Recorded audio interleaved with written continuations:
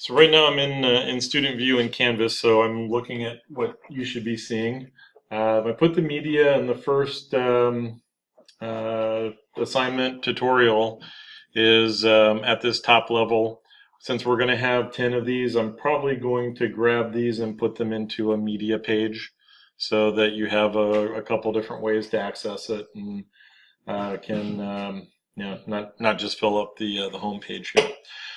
We went through the speeds and feeds and some of those numbers earlier on, and we didn't get a chance to go through threads. So as soon as I identify a project with threads, we'll come back and we'll revisit this chart. So to turn in your assignments, which we need a little more information on, over on the left on the sidebar, you're going to be able to click on the assignments. And then for assignment 1, do not worry about it being due yesterday, since I did not give you the information. I'm not going to hold you to that. And again, the due dates are intended to keep you on track, make the end of the semester go really easy for you, as opposed to trying to catch up and rush through. If one slips, it's not going to cost you points. This is about completing the project and getting a finished product out. All right, so once you are in the assignment, go to Submit Assignment, choose File. Because we're only doing one file, don't worry about zip. If you watched any of the SolidWorks classes doing multiple files for each assignment, and so zipping them up and uploading saves you time and saves me time downloading it. Since we only have one MCMX file, we're going to choose the file. And then I'll navigate to where I saved it, and I grab my assign. Well, that's the nope, that was the output. So I'll go to my master cam,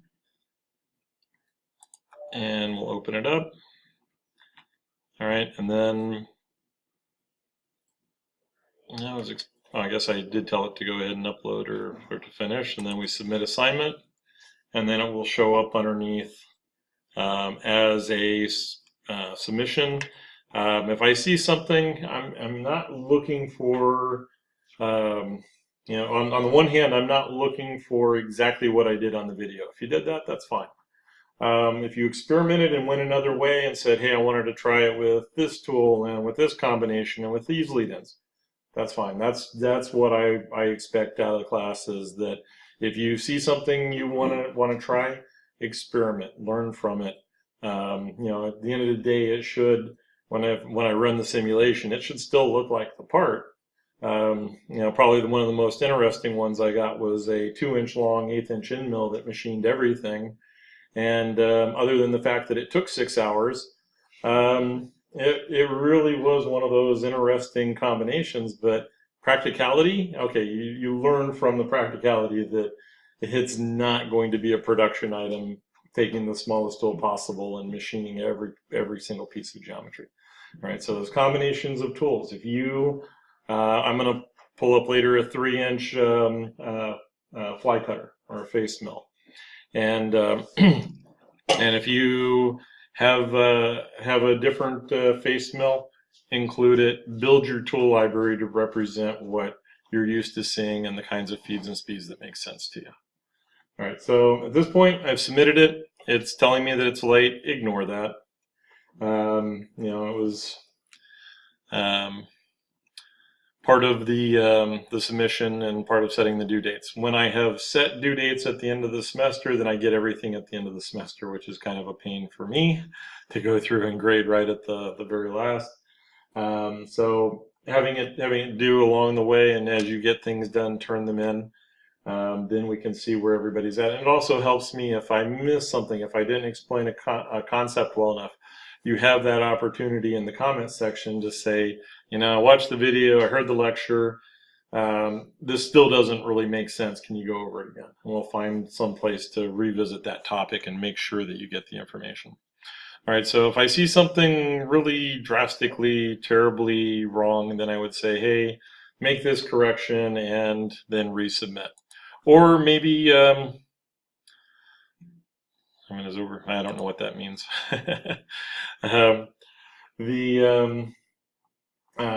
you go along and you think, or you see the next video and you go, hey, I'd really like to try that. And so you go back to the previous video and you make a change and you update it. I'll pretty much take whatever the latest submission is. I grade typically over the weekend, so as I'm going through the process, whatever's turned in, if it looks good, you get points for it. It was graded, go on to the next thing. If there's something you have a question about and want to resubmit, though, I will take a look at it and answer your questions. So let's cancel out of that.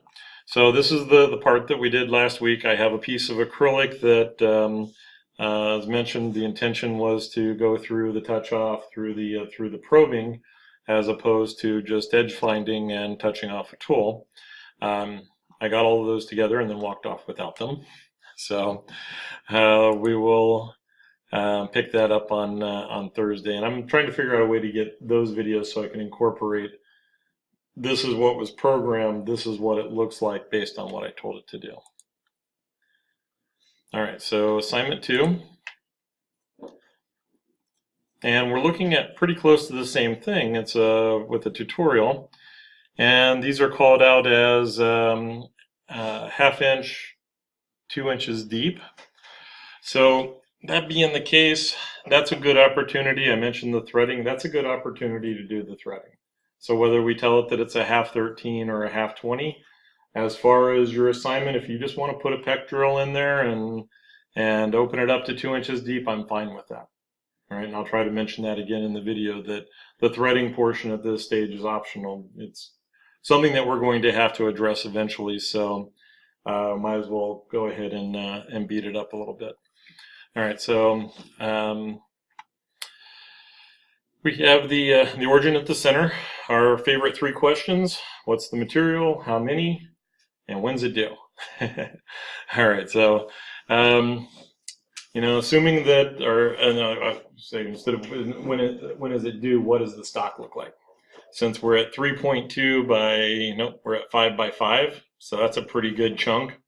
That almost means that that's going to have to come out of plate, 3-inch plate. And we're going to be looking at saw cuts on at least 2 of the sides. I don't know if we're going to get, we might be able to get bar stock. That's going to be a big chunk of bar stock. We might be able to get it at 3 by 5. That would be something we go out to some of the manufacturers' websites, and if I could get bar stock, great. If not, then I'm looking at plate. All right, so a 3-inch plate with the saw cuts.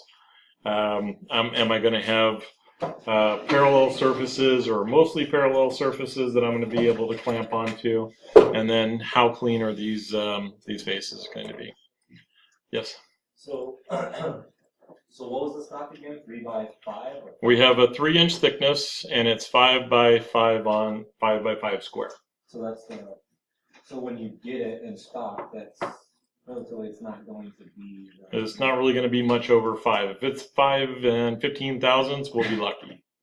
All right, and with taper and whatever, we're going to be really lucky to be able to get that to clean up. Yeah. So you wouldn't have to. Oh, you know, good. You wouldn't have to square it up or anything like that. Well, that's a good determination that we have to make. I mean, it comes back to our supplier and calling up our sales guy, sales rep, and saying, hey, we go out and put a pair of calipers on this stuff for me before you cut it up and charge me for it. Right.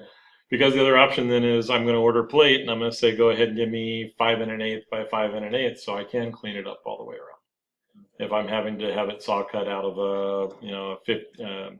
what would it be, a 60 by 120 or 60? That'd still be a really heavy chunk of metal. So when we get into the larger sizes, it's always an issue of the cut. And then back to, if we're making one, I'm probably going to hack this out of a piece of scrap that I have somewhere in the shop and figure out a way to make it work. But if I'm, we're going into a production run of a couple hundred of these, I need to make a good decision up front on material. I need to know all the possible conditions.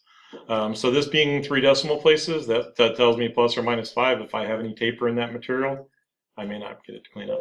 Yeah, what's? I just found oversized 5 by 5 bar stock. Perfect. 5 by 3, but then we'd have to cut it at 3 in our parallel, and then we'd have to set it.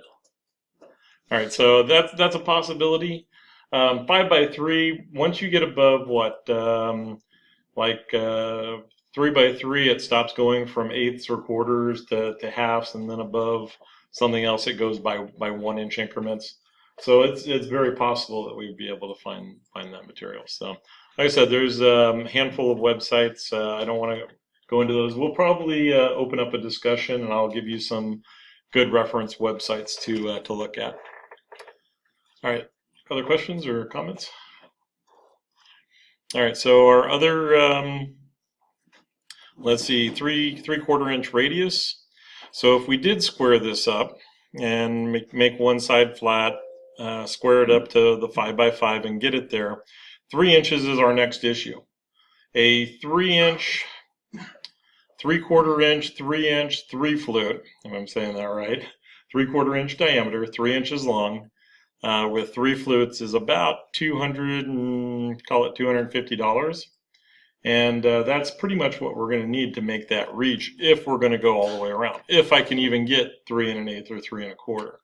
So something like this, the choice would really be, am I just going to cut down to this size and then flip it over and try and blend?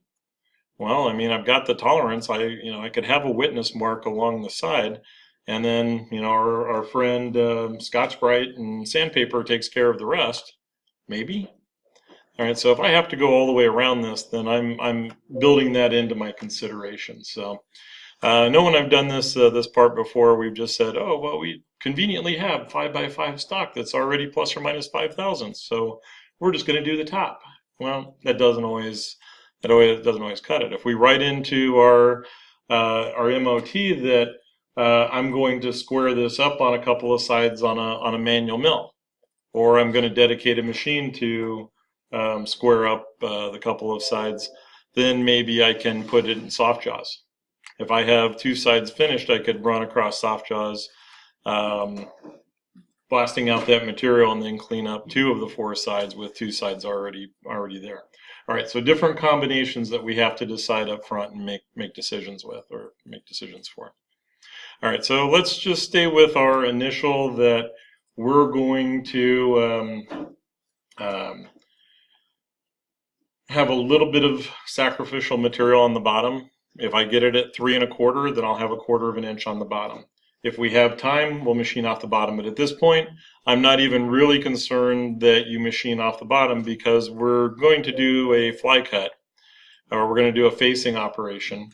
I could do that facing operation with my 3/4 inch end mill, but if I wanted to do that with facing, I'm not going to be able to bury it into 1/4 inch material on the backside or on the bottom of the part. So that being the case, when I do flip this over and bring it to thickness, then I'm going to have another operation.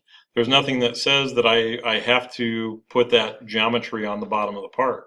I could use pretty much the same offset and everything, and just write another facing routine, generate another toolpath group for that, and run it across the top, as long as I have a work offset that I can approach. All right, so we need to draw this thing up. We're not doing anything really complicated. We're going to stay with the radiuses and the 5 circles. So last time we mirrored the 4. So drew 1, mirrored it, got the 4. So let's see.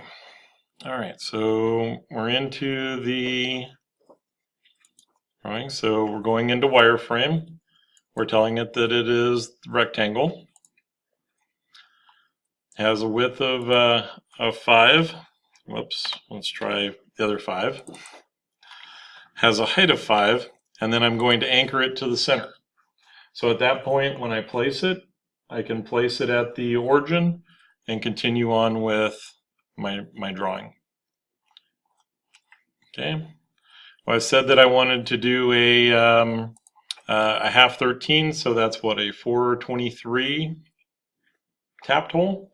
And again, if you put in just a 1/2 inch drill 2 inch deep, I'm okay with that. We're going to do the same operation, but get used to the tapping portion. Yes. Do the machines have rigid tapping, or are they using floating heads? We don't know. I'm going to say that both. You're going to run into less and less floating head taps, spindles that aren't synchronized to the Z feed. So we're going to say that most of them are going to be rigid tap. We can leave a little extra clearance just in case, and then catch up to it. All right, so that was 1.6 by 1.6.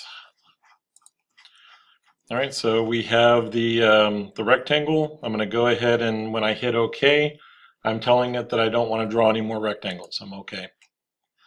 So into the center point circle, we have the radius or diameter. If you're going to just drill the hole, put in the 1/2 inch.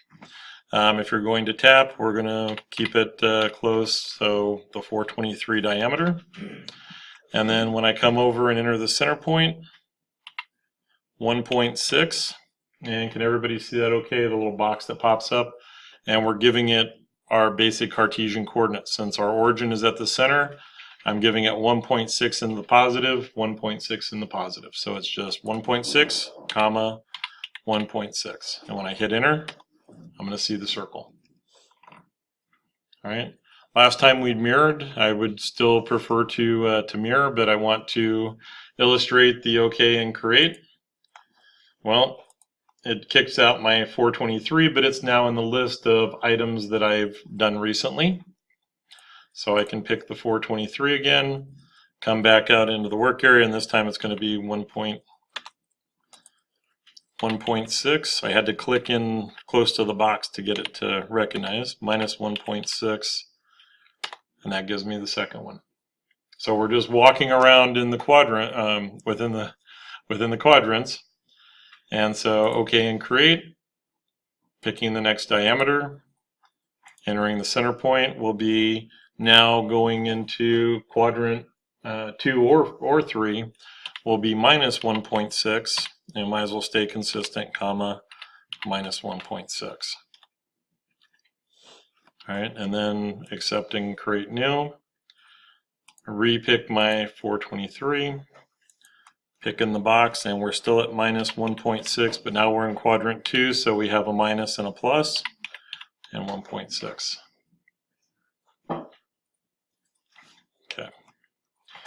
So let's take a quick look. We have the 2 inches at the center. So one more accept, and then this is not a number that we've seen before, so 2 inches. And since I can snap to the origin, and that's my center point, that's what I'm going to do. I'm just going to pick that location and let it place the 2 inch mark, or 2 inch hole.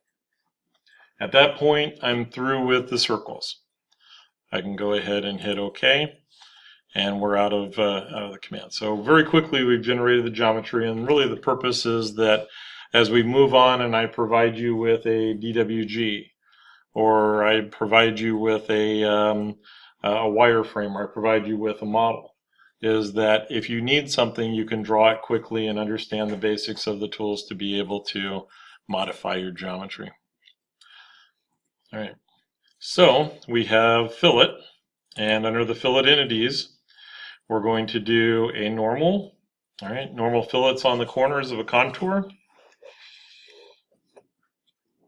Let's see, we have the full circle. Oh, I missed inverse. So the inverse arc, the full circle, the clearance. All right, so if you need a square corner for a round tool, we overrun the corners. Kind of looks like a dog bone, so we can put those reliefs in, or those clearances in, and then the relief overruns in that direction. So we were 0.75, I believe, and 4 times 0.75, so the radius becomes 0.75, and then because the lower portion includes, then I don't want to trim entities. All right, I may want to trim entities eventually, but at this stage, I want to show you what the trim entities does for us. So when I uncheck that, it's going to leave this line, and it's going to create the fillet so that I haven't lost my geometry. All right, so on the first one, and then I can keep going. Let's go ahead and do, oh, there's the trim entities. So if I decided I needed those lines, then I have to go draw them back in. All right, so I'm going to leave them off on the first one because I need that as an example. And then we'll go ahead and tell it to trim for the second ones and the rest of them. Okay, and then I'm just going to keep going around the part. And then we'll accept when we're done. All right, so the difference here is that I think it's probably a little easier to draw the lines that show the base, but we're going to need to pick that up for the trim. Is that going to give me a snap? No. Yeah, no. Okay, so here's that issue is that I don't really get a snap. I can pull it vertical, but I'm just off of the corner, so I want to watch for any of those gaps. That's going to be a place where the chain cannot jump over. So in that case, I would want to start my line at that end point and bring it up vertical. Don't let it snap. Make sure that it has the perpendicular. And then even though there's an overrun, I know that I can trim that. All right, so let's see if we can do this a couple of different ways. All right, so let's go ahead and accept and stay in the line command. So in this case, if I just say, okay, I know I'm going to have that issue. I'm not going to try and pick those points. I'm just going to go ahead and overrun. And then let's see what happens in the last instance where I come up short. And that will lead us into break and the trim, various trim commands. All right, so we're going to accept and get out of that.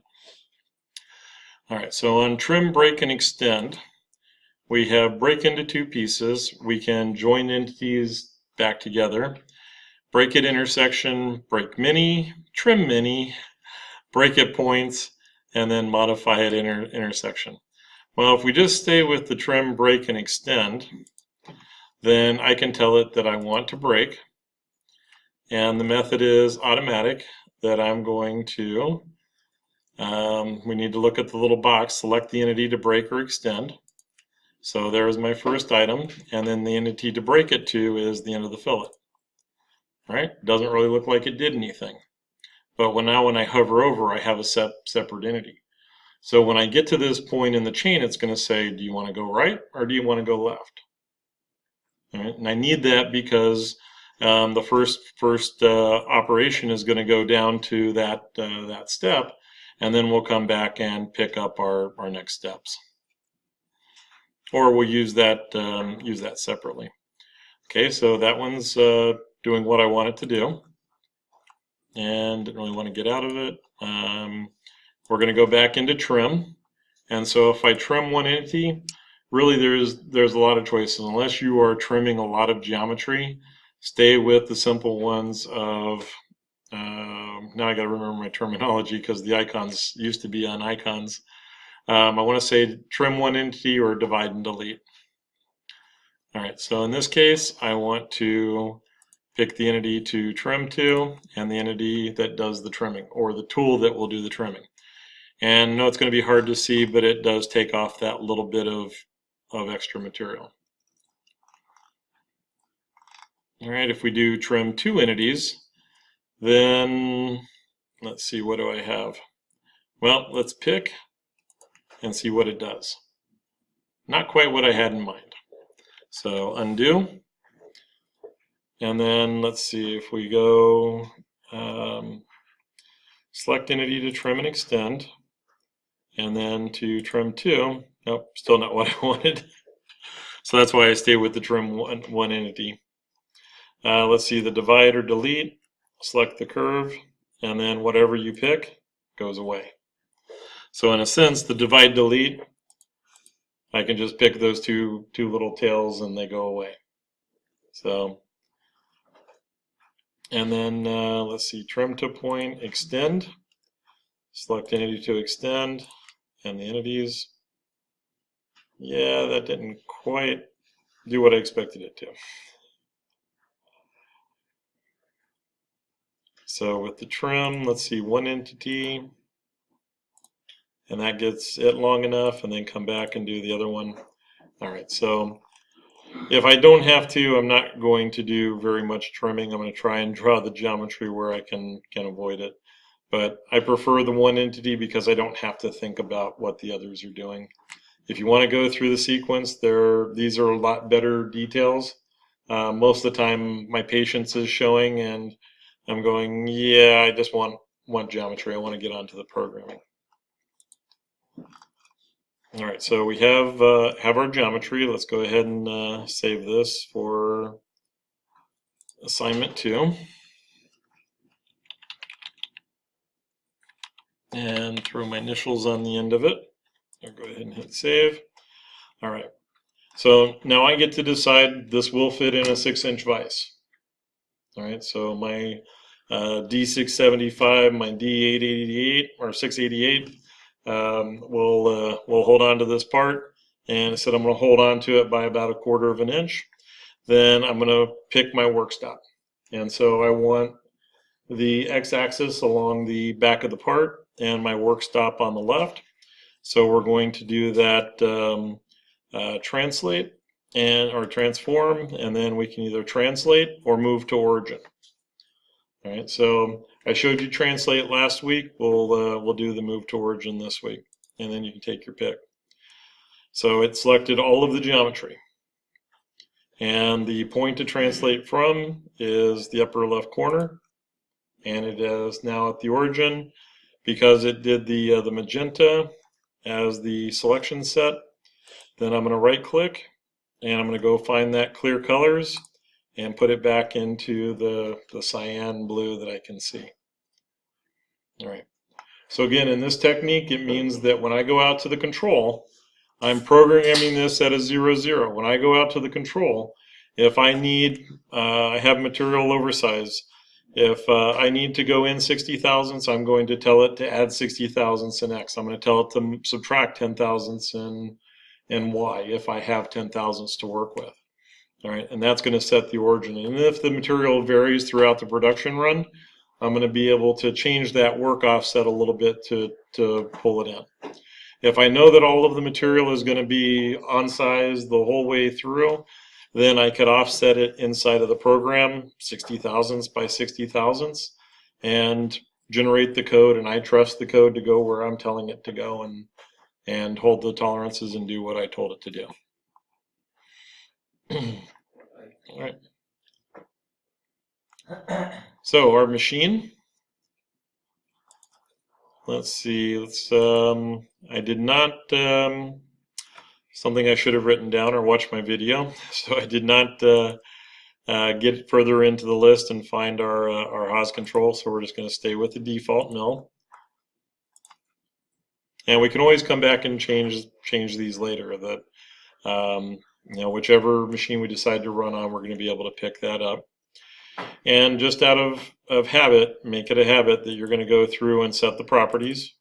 I don't really change much in the machine group properties. Just kind of looking, is there anything additional that I want to output with the comments? If I do have more than one machine and more than one post in being active at the same time, then I would take a quick look and say, oh yeah, that is the machine that I'm programming for and the control that I want. Under the tool settings, we'll give it a program number. We're going to, since we've changed these a couple times now, we're going to go into the configuration and see if we can set those as defaults. I keep hitting edit when I want select. And we're going to go back to the mill library and tell it that it is 6061. All right, so I can pick all of those items and get them set up. All right, so now that we have the sketch and it's in the location where I want it, last time we did the math, the X and Y of 5.5, thickness of 3 inch, and then my X coordinate would be 2.5 positive, minus 2.5 to bring the center to the center of the hole. All right. We also have then selecting corners. So when I go to select corners, it's going to give me the 5 by 5, and then the 2.5 by the minus 2.5 to shift that origin over, but it does not give me the thickness.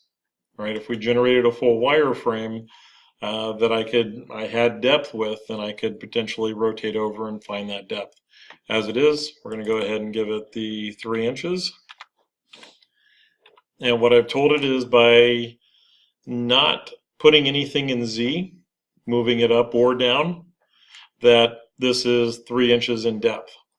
On the off chance that you are programming as 0 from the bottom of the part up, then I would need to come over to this Z and give it a positive 3 to raise it up so that it knows the depth is above, or the 0 is, or, yeah, material is above 0. So as confusing as that sounds to me, it does work if you are having to go through that process. Let's keep it simple, and everything is programmed from the top of the part. All right, so for the facing operation, again, we've been through all of these. We set up our stock. I do not see the red dash lines, so that means I did not turn the stock display on. All right, so let's take a real quick look at that if you want to see. Oh, it is displayed and wireframed. All right, there it is. Apparently I did not click on it. I was going to say, since I didn't see it, I didn't expect it to be there.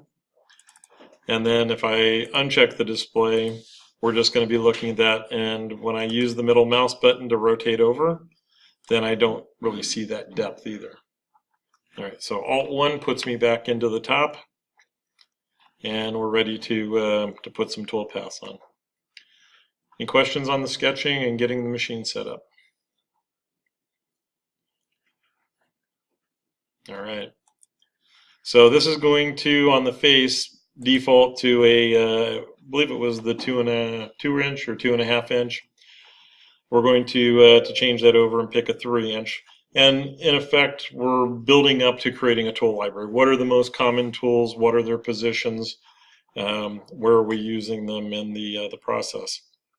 So I don't have to select the chain. We're going to just use the define stock. So the purpose of defining the stock was so that I do the facing operation, it knows from that stock definition what the limits of the part are. So no chain geometry, but I'm going to glance over here and just kind of, yeah, that's supposed to be 0. I get that. And then the tool, it went to a 2-inch diameter. I really would like to see a tool over here in the list that it gets a defined tool number 1. And once we apply the apply these properties, it should go over, but that's not really the tool that I want. So get into the habit or get into the process, be able to navigate this easily, that you can go into the tool library, go into the filters, and we're going to pick a face mill. No, I was seeing if there was anything else. All right, we'll go with the face mill.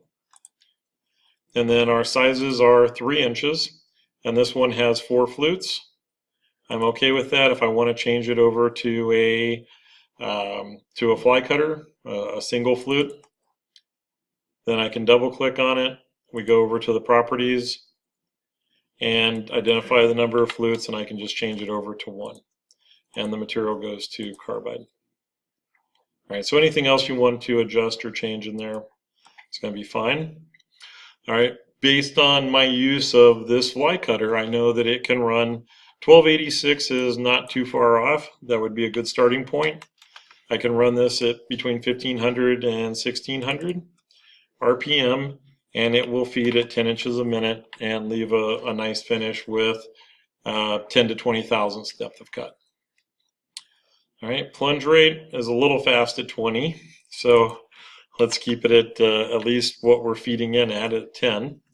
And we have a rapid retract, so when it gets to the end of the operation, it just goes ahead and retracts from that position. Not concerned about holders. We'll take a look at them if you want to pick holders.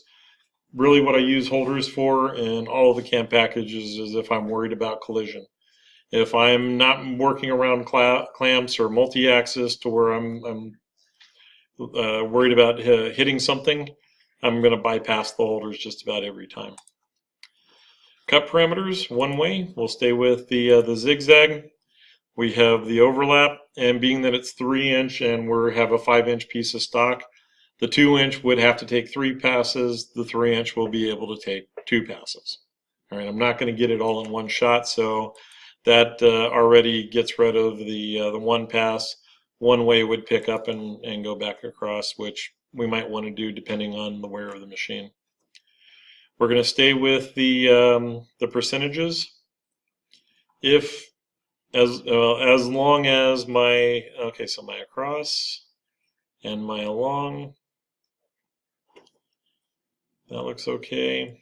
That I don't know about. Let's see, we're adding 1.5" to a 5" part. I think I want that to go to 0.5.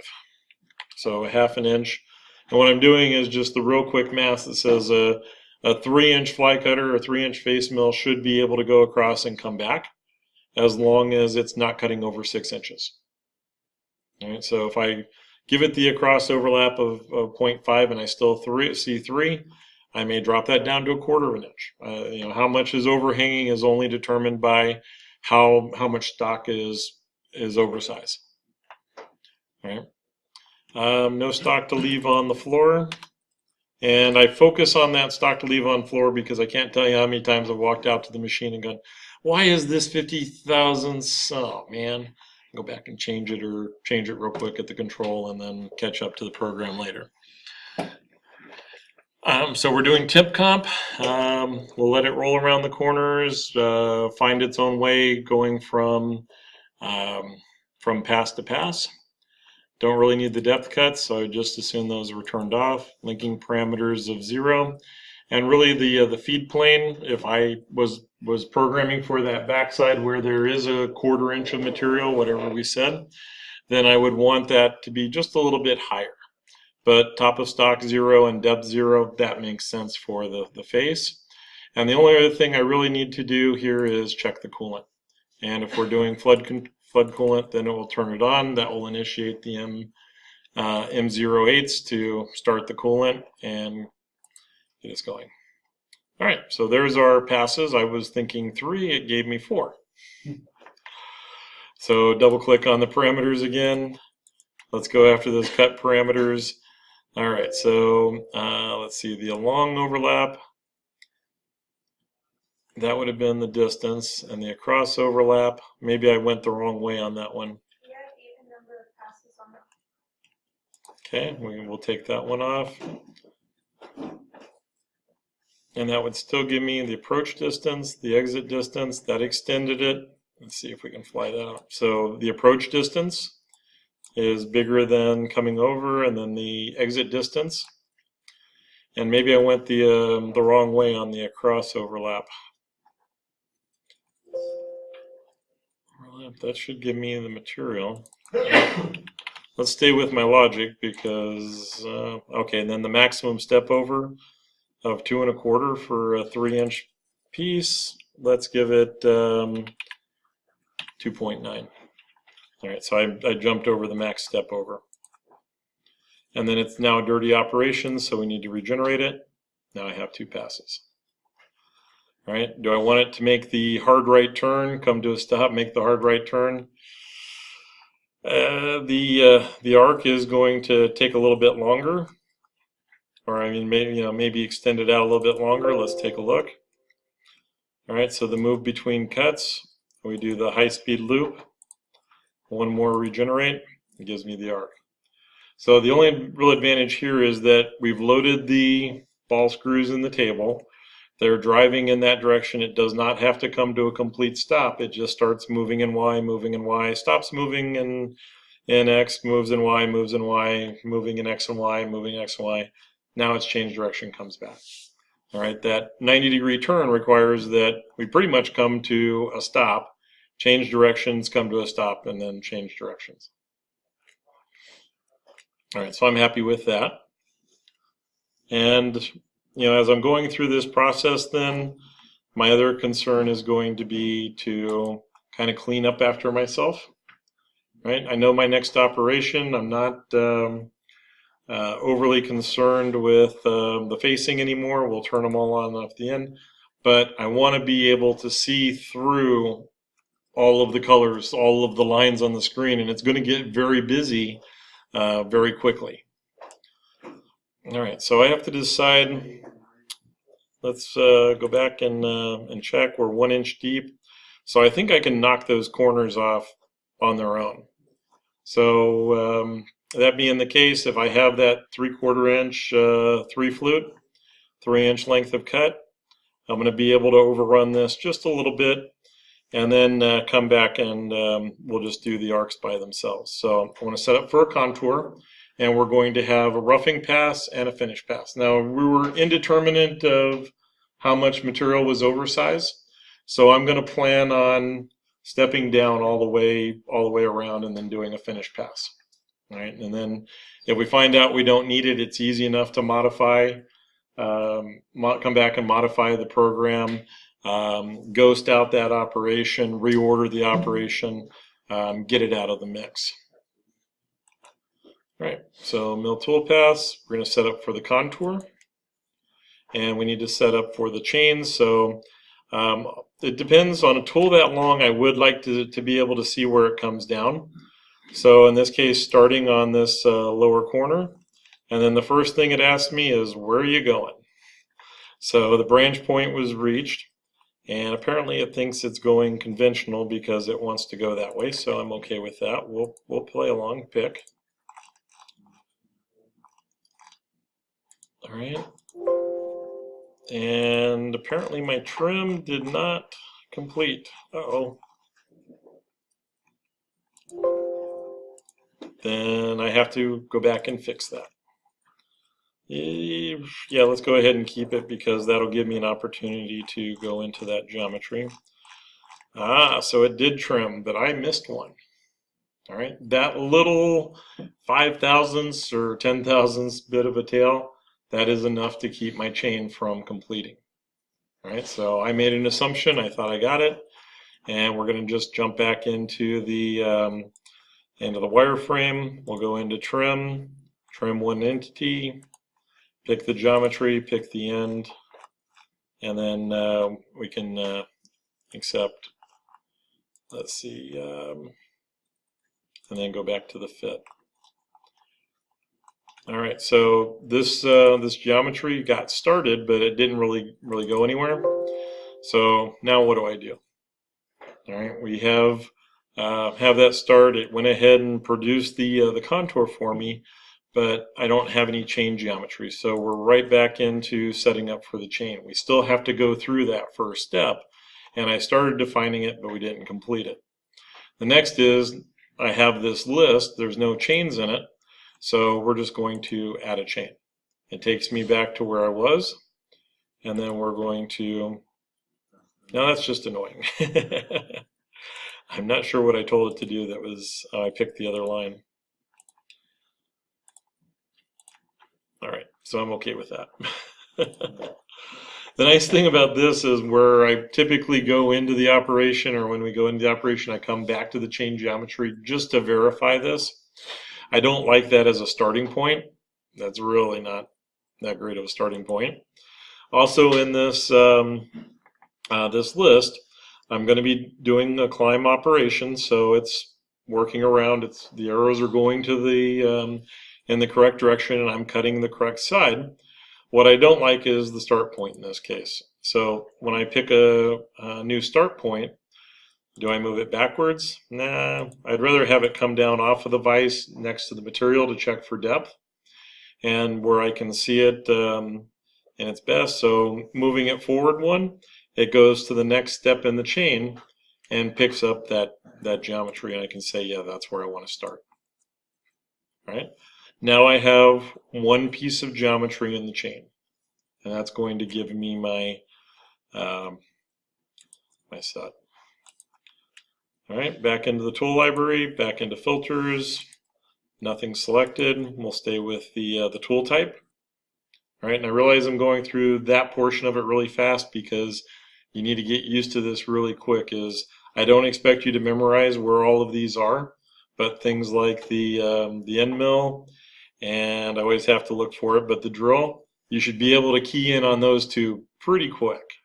So I want you to look at those and you know, be able to grab it quick.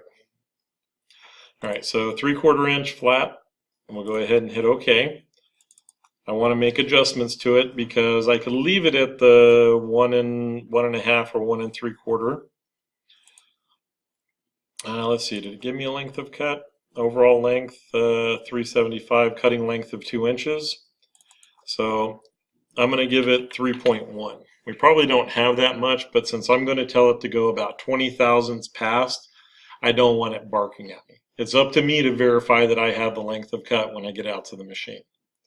All right, so if I have a 3 inch, it's probably at least 60 thousandths that I can overrun it before I get into a rub situation on the shanks. So tool number, length offsets. Oh, did I miss it? Oh, there they are. And we're going to tell it that it's 3 flute. I don't know what my feed rates are just yet, so we're going to bypass that.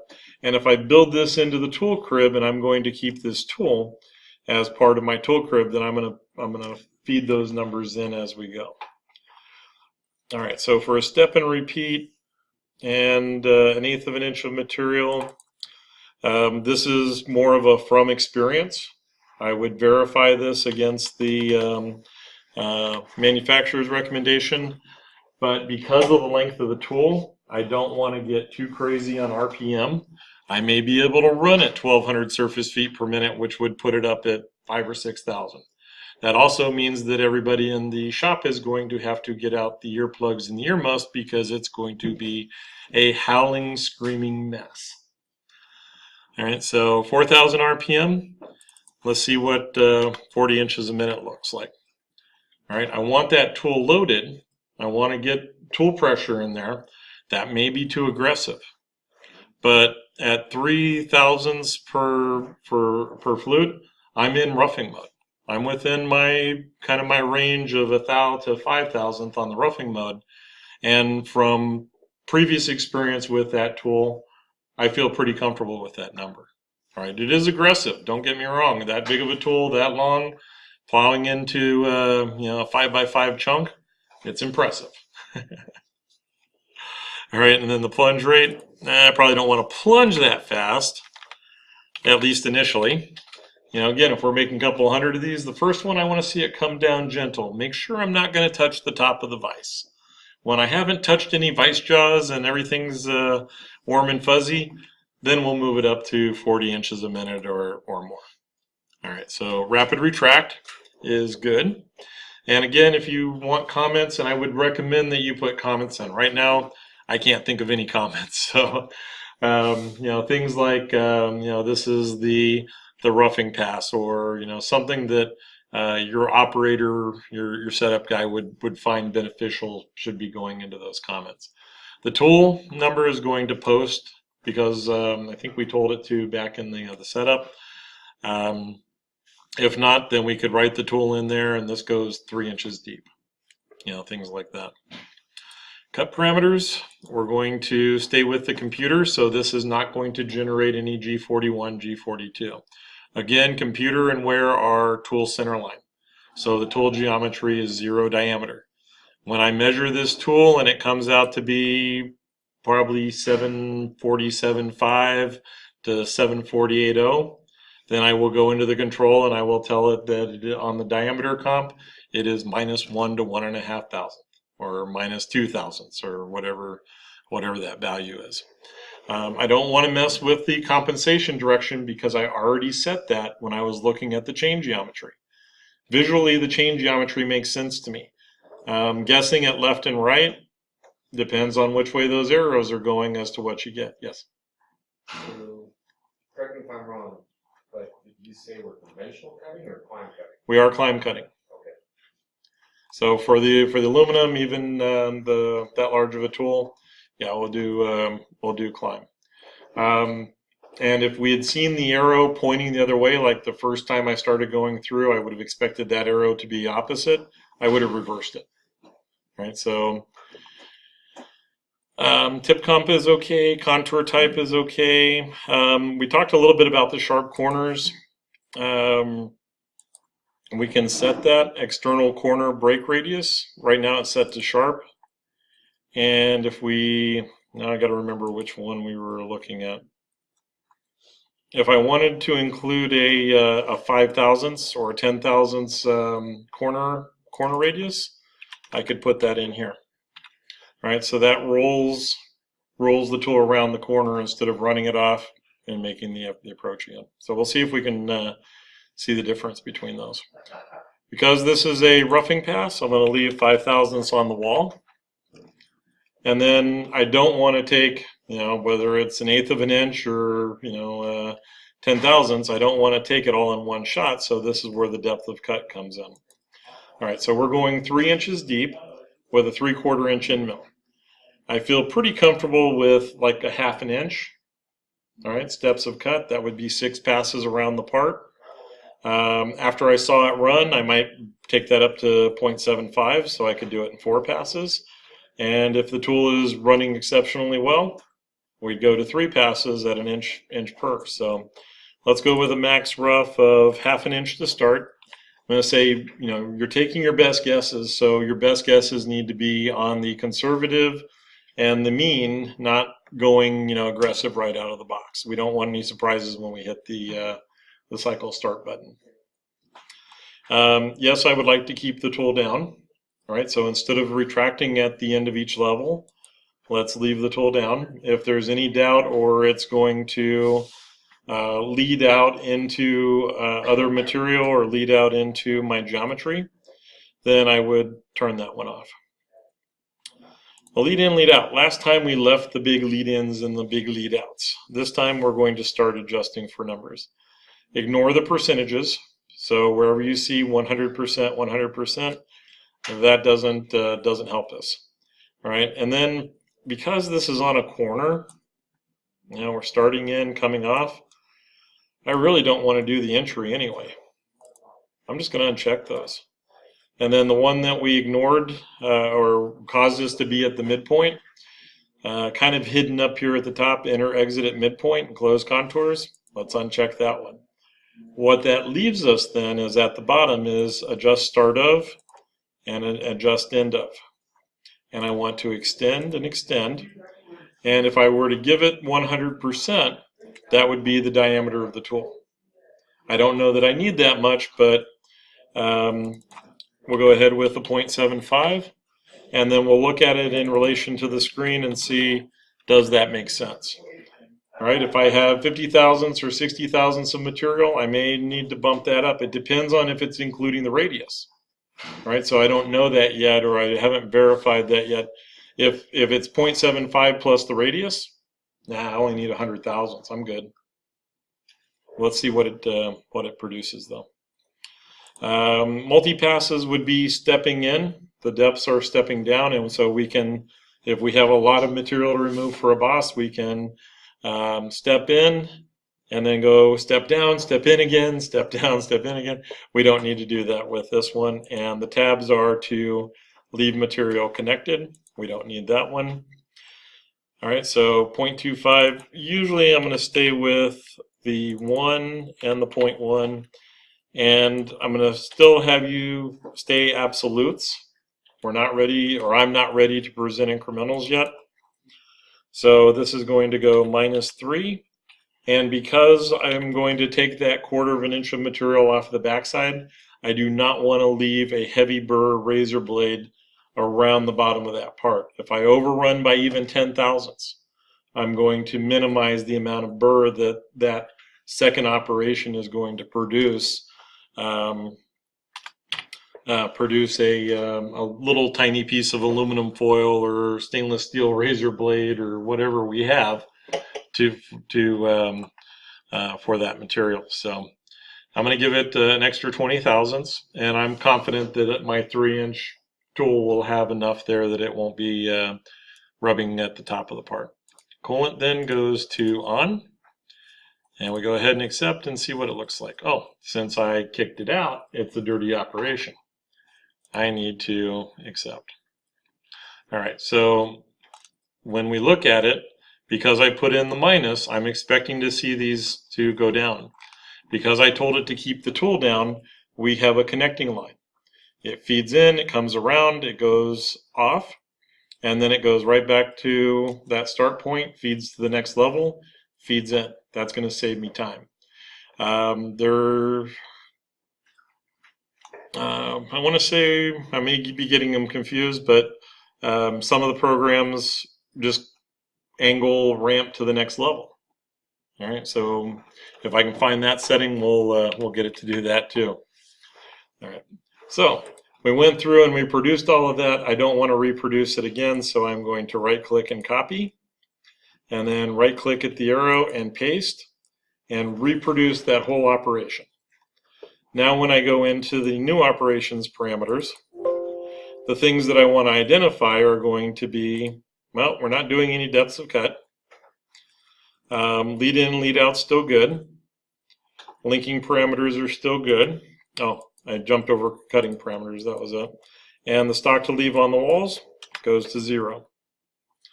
Also, if I want to initiate the G41, G42 comp, right, so G41 for climb, then I'm going to switch over to wear. Go ahead and accept. And because I copied it, it is also a dirty operation. We're going to regenerate. And you're not really going to be able to see it until we get to this double line. All right, zoom window, we're going to fit. And then if I rotate over, all right, so this is going to be another advantage of picking your displays. All right, so I'm making sure that the previous contour was checked, and then we'll come up and hide the operation. Now it is to feed in, and at this point we can start deciphering what's going on the screen. The yellows are the rapid, and this is where I would expect it to come down to start my my operation. So it feeds in blue, feeds all the way around, and because I told it that it could wrap it out as soon as it gets clear of the part, rapid to the clearance plane. Alt-1 to get back into the top. All right, so we faced, we've run all the way around, and notice that I'm watching a little bit where these boxes are checked. If you pick the toolpath group, we're hiding and showing everything, or we're doing everything to all of the operations. If you pick just a single operation, then you're just hiding for that one.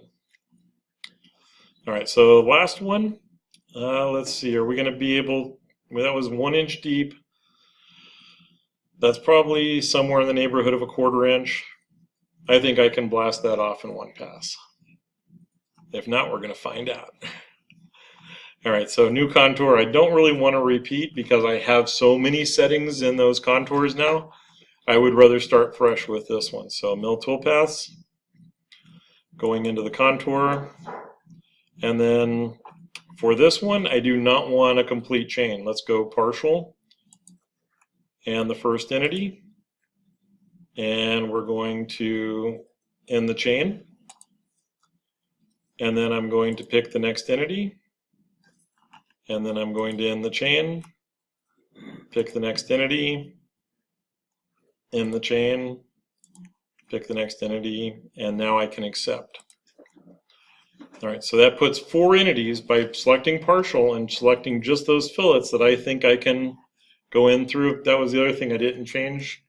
I probably would have taken this second contour and slowed the RPM down to maybe 3,000, 2,500, and kept the feed rate up a little bit. So that would be something I'd want to remember to go back and adjust. Because I know I'm not going to be able to take this corner at 40. Well, I could probably take the corner at 40 inches a minute, but it's only that long, so is it really ever getting to 40 inches? All right, so same thing. We'll leave it at the 4,000 RPM. I'll slow it down to 20 inches a minute just to let it get around those corners. Got sidetracked there, so let's go back into the chains. Direction, these are climb, so in mills turning clockwise, it comes around in a climb direction. My arrows are pointing to the outside, so everything is cutting. I don't need to change anything. I have that graphic visual that I'm comfortable with. I'll go ahead and accept. We set the tool. We have the cut parameters. I'm going to leave the wear on. No depth cuts. We're just going to let it go through there. The adjust is not going to work here. I need to have it far enough off the part when it starts that I can build those in. So a length, let's give it some smaller numbers. I'm going to put a couple of guesses in here. So a 0.2 on the radius. We'll go with a 0.2. Sweep angle of 90 degrees goes to 45 degrees. So it's going to bring it down pretty close to the part, blend it in, and then blend it off. I want that to be the same on the exit. So these arrows in the middle say everything on this side, copy to that side. All right, so if I did anything over here and I wanted to move it back or copy it back over here, I would be able to pick up those double arrows and reproduce those geometries. All right, linking parameters, we're good. And then let's take a quick look what happens if I forget the minus sign. And coolant is on from the previous operations. I say, yeah, that looks really good until I rotate over and why are my toolpaths floating in the air? That's your best indication that you missed the minus sign. It should have been going the other way. So the fix is to jump back in, grab the linking parameters, come back to the depth, tell it that it's a minus, make sure to regenerate. Now I have that jump and we'll go back to the top. All right, so 3/4 inch tool is going to probably feed, we're going to be 40 to 50 thousandths off of that wall. So it's going to be kind of impressive at 20 inches a minute, not hitting anything until we want it to going through that arc. All right, but I've minimized it enough that I think it's going to be more efficient. As far as setting up another tool, you know, from a production standpoint, that 3 inches going an inch deep, it's kind of hard to justify setting up another tool when I've already got one in that will cut it. But if I had a more rigid tool, maybe I could run that at 9,000 RPM at 45 to 60 inches a minute. I don't know. Or we get into some of the trochoidal cuts. I could bury the end mill and go around. So I'm starting to juggle those what if scenarios. How can I make this go a little faster? So the first thing we need to do is get this part out on the machine and get it running. And if that means that I have one less tool, I get it into production, I get parts coming off, then I can come back and say, you know what, that 3/4 inch tool is doing great going around the outside, but it's not the tool that I need going into that pocket. All right, so we're going to go ahead and say for now it is the tool that we need going into that pocket. So this is going to be a mill toolpath set up for the pocket. We pick the chain. I don't know what the direction is. Oh, well, it's a pocket, so everything should be interior, but I'm going to double check. All right, so it doesn't show me an arrow because it is a pocket. It's looking for internal geometry. So what I need to decide is if I am spinning clockwise, well, wait a minute, I'm doing a conventional pass if I follow the arrow in that direction. All right, so on the chain, then I want to reverse the direction so that I can stay in climb and come around and finish this part. All right, so like I said early on, is I'm the guy sitting there with my finger in the air and the tool's spinning this way and it's going along the part this way. Okay, that's climb. I get it. You know, if I can't visualize it, then that's what I'm gonna be doing, is waving my hands around trying to visualize climb and conventional. All right, so let's stay with the 4,000 at 40 on the off chance that it works well. The plunge rate 20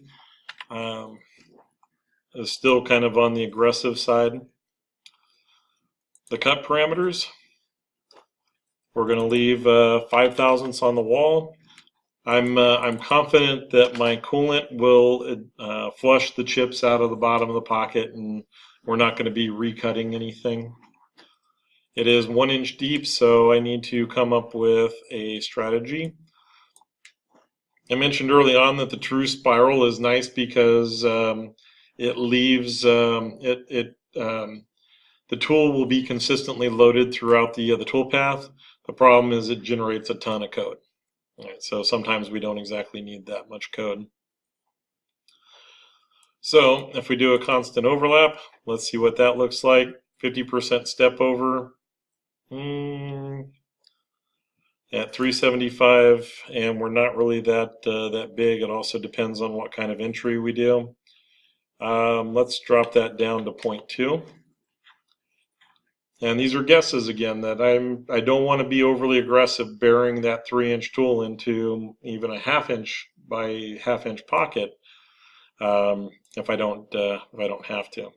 All right, once I see it run and I get a sense of how much it's going to squawk at me, then we'll come back and we'll adjust for it. The helical ramp. All right, so if I can get away with just a straight ramp, I like the zigzag better because it does not generate a lot of code. But let's take a look at the helix. So 375, 0.75 are the max and min radiuses. So the 375 would basically be spinning around the center. Radius, and that would be the tool. Z clearance, XY clearance will keep it off the wall by 100 thousandths. And a plunge angle of 3 degrees going 0.5 deep means that we'll be watching that helix for the better part of 3 or 4 minutes. All right, so I need a plunge angle that is critical enough that it's not going to disturb the harmonic of the tool, but it is going to be able to get in there fairly quick. So let's try a 15 degrees and see how many loops it takes. The one that's kind of scary, if all entry attempts fail, then plunge. All right, so that's kind of why plunge rate needs to maybe go from 20 down to 10. Or if we see it on the screen, it's going to run. We'll see it as a plunge and then go, we'll make adjustments up here to make it work. And then the finishing passes, we have one finish pass. We're going to go with the wear compensation. We're finishing the outer boundary, and then we'll start the finish pass at the closest entity. Machine finish passes only at the final depth. All right, so since I'm leaving 5 thousandths on the wall and I'm going to do 2 cuts or 2 depth cuts, we'll call that good. All right, so same thing. I like the 0.2 and the 0.2. And I want to stay with 90 degrees because this is internal. Even though I'm bringing it down close to that wall, if I go 45, the wider I spread out that lead in, the more likely it is going to be to gouge further up the arc. All right, so that one needs to stay 90, and in some cases may have to go to 120. So it starts more towards the center and loops into the boundary, not just kind of wherever. All right, we said depth cuts. I'm going to do 2 passes at 0.5. And the finish steps only come in if I tell it that there is 1 finish cut. It would take, if it even those out, it would take 2 at 475, and then the last one would be 50. We can keep the tool down so it can stay engaged. If I was going to run into any walls, any islands, I couldn't keep the tool down. And then let's see, what do we have? We're not breaking through, so I don't have to go past anything. And then linking parameters, let's stay with the defaults, absolute. 1 inch on the feed plane, or 1 inch on the retract plane, 1 inch on the feed plane, and the depth of -1 inch. And let's see if the coolant is on. Nope, so we'll go ahead and turn that on and accept. All right, so 15 degrees is pretty aggressive. Quarter turn and it's in. That's still better than plunging though. So I see that works. I'm going to go back and make my entry motion. Let's go to 5 degrees, which wasn't too far off of the 3 degrees that they recommended. Now I have, 3 complete passes, so about 170 thousandths per. I think I can do that. All right, and then this weird kind of move here is part of that lead in and slot, and since the lead in was 90 degrees, it's calculating it. Oh, there it is. It's moving off of, going back in. That's some strange moves. But it comes off the wall, goes to the start of the lead in, goes around, comes out. All right, so we'll finish up with the drill and tap. For aluminum, even at 423, I don't feel an incredible need to spot these. And since I haven't hit in the last couple, I'm going to go ahead and hold down the control button and select the two folders so that I can hide those at the same time, or turn off the display. All right, so finishing this up then, the mill tool paths, we have the drill operations. I'm just going to stay with the select the points. So when I pick the center points, it's snapping to those points, and then we can accept. All right, if I look at the point geometry or the arc geometry, you know, it should be fairly visual that it's there. Let's take a look at the arcs. Well, we didn't really pick arcs, so it's still showing me the center points. Tool then goes to tool 3. We're back into the library tools. We're going to filter, and it's already filtered to drill, so that was nice of it.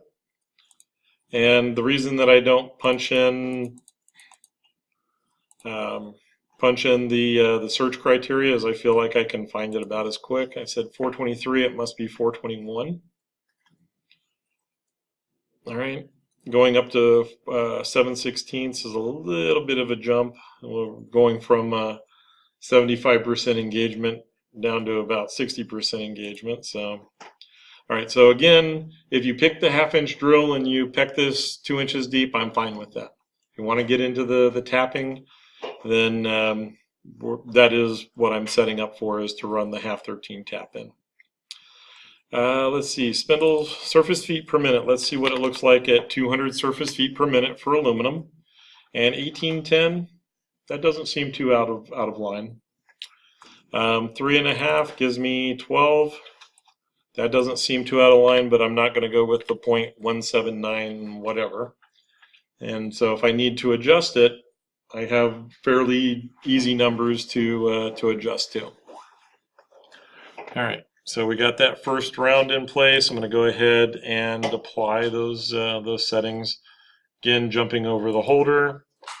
This is something added in 2018 that I'm still not quite sure of, so I'm going to bypass it since I can't speak to it. We're going to peck drill, and I'm going to leave it at 100 thousandths because it is going to be deep. Ideally, we'd be able to do the chip break and have that eject, since it is such a deep hole. That is going to be the fastest, but until I see it run, I'm going to go to the G83, and then I'll switch it over to a G73 if I need to, if I feel like I can. All right, so that's about, and also with it being 400, that's about a quarter depth to diameter. So I'm always thinking in terms, well, do I think I can get away with half D? Probably, maybe, probably not.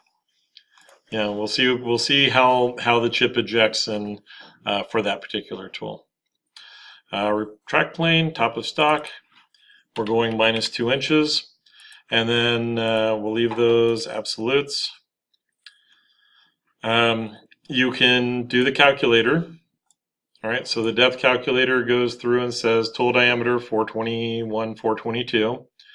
And the depth calculation will send it an additional 1/8 of an inch, so that it includes it'll go to 2 1/8 to make sure that the shoulder of the drill is at 2 inches. Before they added tip comp, that would have been what I would have done. Since they have tip comp, I may also add a breakthrough amount. So the preference here is that I don't have to think about that extra amount. We just go to the breakthrough amount. And tip length, tip angle, again, keep the longer tip angle, because even if I'm over 2 inches to the shoulder, I have enough. Colon is on. And if we head through tool, then we go ahead and add it. There are my drill operations and depths. All right, so back to Alt 1. I want to copy again. So making sure, now whatever is checked is going to be part of that copy. So I just want to mention that real quick, is since that was the last operation and that's the only folder that's checked, do a copy and a paste and an edit. Expand out and then do the edit. All right, so this one goes from the Number 3, we're going to select the library tool. We're going to filter over the drill gets unchecked, reamer, and then the right hand tap. Going to accept. Go to the half 13, accept it, and then let's make this easy. 113 or 113, 13 threads per inch. If I set the RPM to 130 RPM, that returns a value of 10 inches per minute. So whatever this second number is, I just add a 0 to it, and that's my RPM. What that does is it gives me incremental values of if that's too fast, I could divide it, and I'm always going to end up with whole numbers. I'm not ever going to see a 0.1, whatever we had, 0.179 on the end of this feed rate to match for the RPM. If I decide that's not fast enough, I could go to 260, and I would get 20 inches a minute. All right, so I can vary it, and it gives me something that's really convenient, not a mystery. All right, so feed per tooth, a little on the heavy side, surface feed per minute way low. I'm not going to go crazy. Driving that in there. Cut parameters is now a tap. Linking parameters, we're not going to send it 2 inches deep. I don't even know if a half 13 has 2 inches of thread. Usually they're neck down, that we could probably force it the full 2 inches. So let's just go minus an inch. Once you get above 2 times the D of the thread of the major diameter, you're really not gaining much in strength. If you manage to pull it out, you've done something way more catastrophic than the thread's going to help you with. So, and no, we're not doing any tip comp. And yes, we still want coolant. All right, so that becomes our dirty operation. And we set for simulation. We'll take a look at the back plot. I still like the back plot because it is, visually, it's just a quick, and it's operating directly on the wireframe that we created. There is a way to turn it off, and since I ran it for just that operation, that wasn't quite as impressive. When we come over to the next one and do the verify selected operations, and I've been working without a net, so I need to save real quick. Oh, still have it selected. Let's get those turned on and make sure that I save.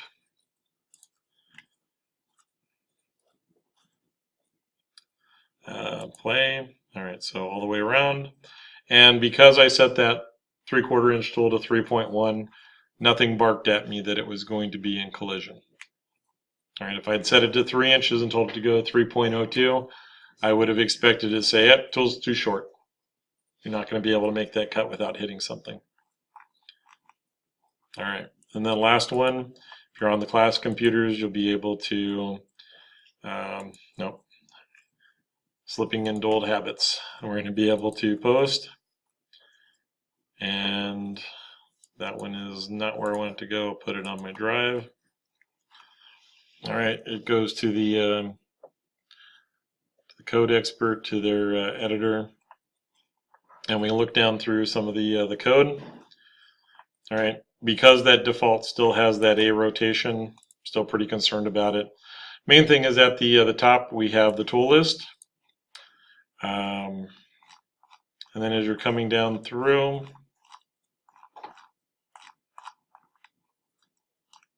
you're not really seeing, let's see, there should be the tool changes. So there's a G41. So we would need to write into those comments either what the operation is to help identify where those tool changes are happening. So where is find, let's go to T4. We'll find the next. Okay, you did not call it T4 then? It did not call it T4, so I scrolled right past it. All right, so that's kind of the downside, is that unless I write in those comments, I'm not going to get it at each of the tool changes. So unless I remembered it from the top, I need to add it to the comments. All right, So, once again, we've run a little bit long. Appreciate your patience. We will get this going. I'll determine a point where I'm going to start providing you files, so that part of my pace on these lectures is that when I'm drawing this geometry, I want you to have access to those tools. And then when we start doing more industry conventional of, hey, here's a DWG file, programmed it. Hey, here's a wireframe, programmed it. Then we're bypassing that initial step. So, all right, we'll call that good.